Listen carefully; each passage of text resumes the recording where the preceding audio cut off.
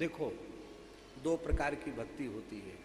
आप लोग अन्यथा नहीं माने, हम भजन छुड़ा के पढ़ने में नहीं लगा रहे हैं, पर एक बात जो सैद्धांतिक है उसको कहे बिना मन नहीं मानता।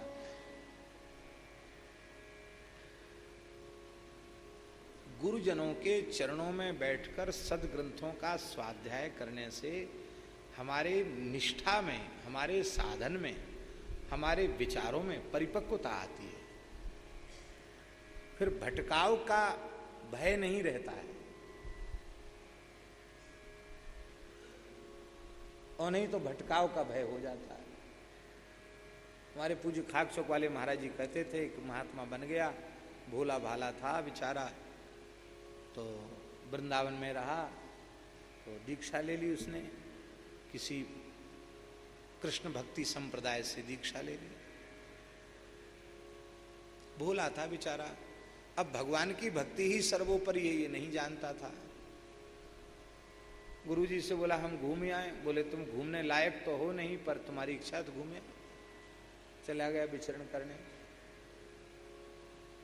घूमते घूमते एक नाथ संप्रदाय के महात्मा मिल गए। अरे बोले क्या तुमने ये तिलक लगा रखे,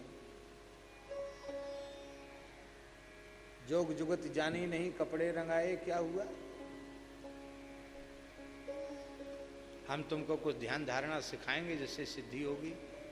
वो भोला भाला महात्मा था, बोले चलो कोई बात नहीं, आप कुछ ज्ञान दे दो, हमारा चेला बनना पड़ेगा। बोले चेला तो हम गुरुजी के बन गए हैं। बोले कोई बात नहीं, तिलक तुम्हारा नहीं लगाएंगे, ज्ञान दे दो। बोले ठीक। उसने कान फाड़ के एक मुद्रा पहना दी, नाथ बना दिया, कुछ सिखाया पढ़ाया, पर वहां भी उसका मन लगाने के, अरे भाई बेकार कान फड़वाया, मुद्रा पहनी, लेकिन कुछ मिला तो हासिल तो कुछ नहीं हुआ। तो बोला हम अब जा रहे हैं, आगे विचरण करेंगे। वो आगे चला गया।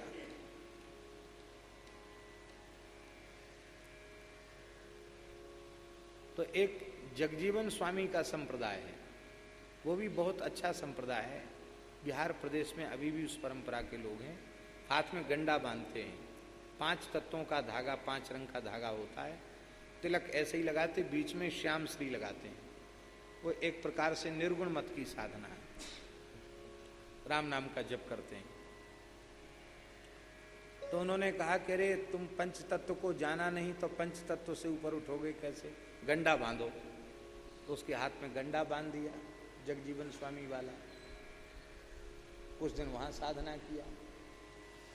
ओ घूमते घूमते और आगे बढ़ा तो एक मुसलमान फकीर मिल गया। बोले देखो हम बहुत चमत्कारी सिद्ध हैं, तुमको कोई सिद्धि नहीं मिली, भली तुम इधर उधर घूमे हो, हम भी बहुत सिद्धियां जानते हैं। बोले हाँ महाराज सिद्धि तो नहीं मिली, तो तुमको अमुक अमुक मंत्र देकर सिद्ध बना देते हैं, पर एक बात है, सुन्नत करानी पड़ेगी। सुन्नत इंद्रिय छेदन कराना पड़ेगा। बोले चलो कोई बात, जय श्री राम जी की इच्छा। अब वो भी हो गया महाराज, मुसलमानी भी हो गई। अब लौट के आया गुरुजी के पास ब्रिज में। गुरुजी ने तो देखा विचित्र वेशभूषा है, संप्रदाय का निर्णय करना कठिन है। बोले चेला ये तेरी क्या दशा हो गई? बोला गुरुजी माथे मथुरा नाथ विराजे, आपने तिलक दिया वही लगाता हूं। माथे मथुरा नाथ विराजे, कान में गोरख खटके मुद्रा, और हाथ में है जगजीवन स्वामी और मुहम्मद लटके।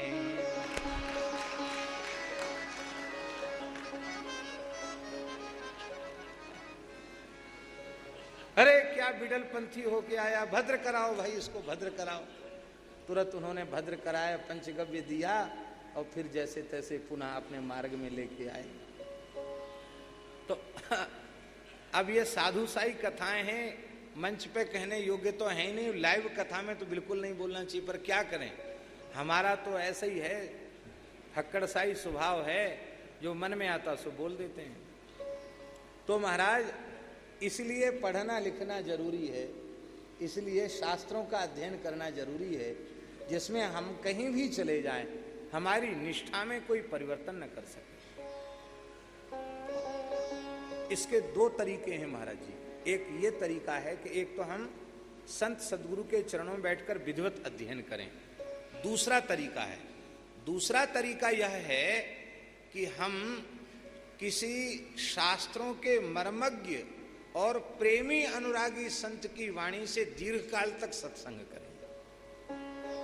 हमारे विचार से पढ़ना लिखना बहुत अच्छा है, लेकिन इससे भी श्रेष्ठ किसी भगवत प्राप्त महापुरुष का सत्संग करना, ये उससे भी श्रेष्ठ है।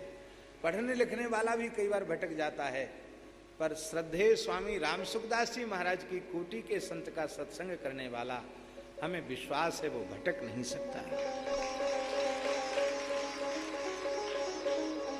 इसलिए संत का सत्संग बहुत जरूरी।